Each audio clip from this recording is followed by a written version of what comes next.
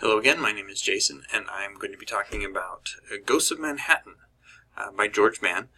Um, so, if you look at the cover, that's why I bought the book. I did look at the back and everything, but the cover really attracted me. The set. So, you look at the back of the book as well, and this goes back to my rant time or two ago, where I was talking about judging a book by its cover. I mean, how else are you supposed to? Anyway, so I read the book. I was not really impressed, to say the least. So, Ghosts of Manhattan. It's set in the 1920s in supposedly New York. The world is different. It's a steampunk version of itself. The cars are powered by coal. You can see the biplanes. There's blimps. Then that kind of stuff. A lot of the steampunk tropes. And we have this gangster running around in Manhattan, and he's called the Roman because of his calling card. When murders are attributed to him, they find Roman coins over the eyes of the deceased, and so they call him the Roman. And now the Ghost is the steampunk superhero. I was about to quote there, but he's the hero of the piece. Think Batman, but kind of steampunk.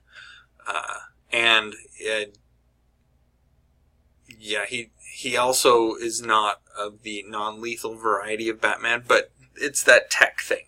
So he builds his own gadgets, that kind of thing. He's also a millionaire playboy named Gabriel Cross.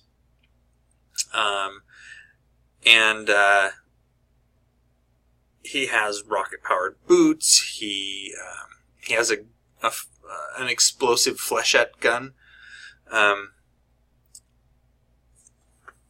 There's a lot of things going on here. Now, I recently read some reviews that other people had posted about Ghosts of Manhattan, and apparently George Mann is British, and one of the guys that was reviewing the book said that he uses British idioms rather than trying to write in a way that seemed more American than British, and that just took him right out.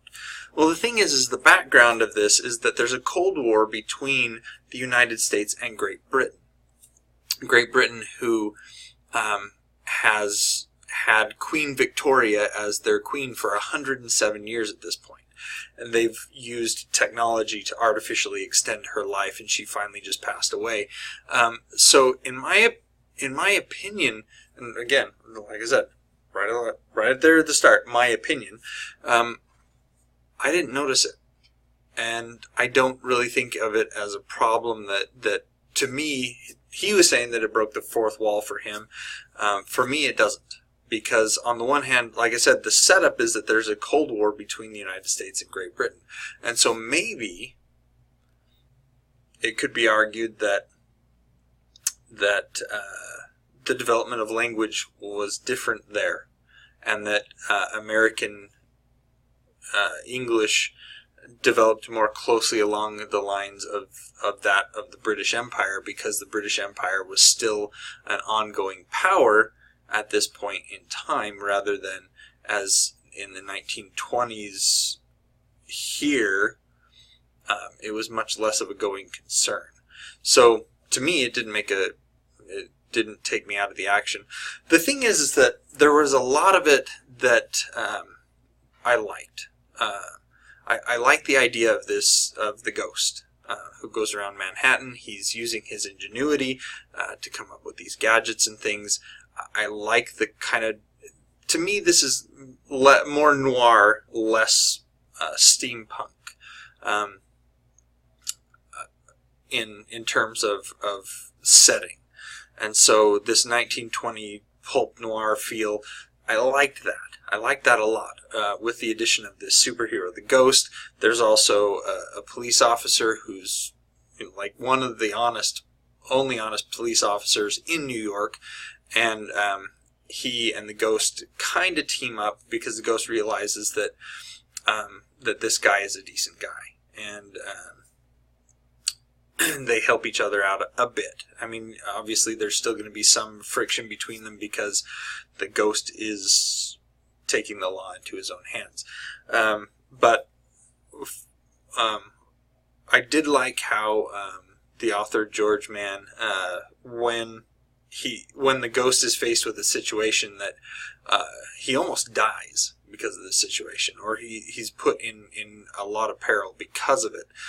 And so you get to see him use his intuition to come up with a solution that he can use, because they have these golems that are used in the by the Roman and his henchmen, and they're physically stronger than humans and that kind of thing. Now, one of the things that for me just kind of, made it so I didn't like it is the addition of the mystical elements. Now, I'm not trying to say that you can't have mystical elements in a story, in a book, along with technology. If you look at the Warhammer universe, for instance, the dwarves are highly technologically advanced for the time. They have guns, they have tanks, they have they have ornithopters. They have these abilities to create this technology, but at the same time there are wizards, and there's magic, and there's mystical creatures and all kinds of stuff. Now, the reason I don't like the addition of the mystical element in Ghosts of Manhattan is because there's no foreshadowing. There's basically, or there's very little foreshadowing. It goes from being a technologically based kind of steampunk pulp noir feel, and suddenly there's mystical creatures running around, and you're like, where did this come from? So maybe if there had been more foreshadowing in the storytelling, that there was also, a mystical element rather than just it kind of springs on you, then it wouldn't have felt as out of place in the story. Anyway, it's not too bad that you can't read it, but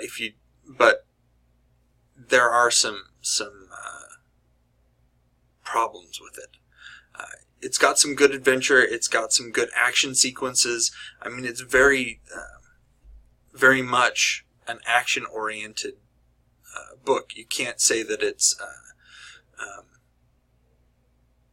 not, because it's based. The guy's very much like Batman, so he's very much fighting crime, and so you're going to have that element. The descriptions of the people, and it almost seems like this is not the full story. I mean, it's a very short book, maybe 100 pages, maybe 2. I'm not entirely sure, but it's not a very long book. And so to me, it seems that maybe if he had fleshed out the story more, added more to it, expanded on what he had there, that it would have been a much better story. So, if you're interested, yeah, go check it out. It's got some interesting elements, some good action, like I said, but bearing in mind that it does have a few problems. So that is Ghosts of Manhattan. And until next time, enjoy what you're reading. Also, like and subscribe, put on the notifications, etc., etc.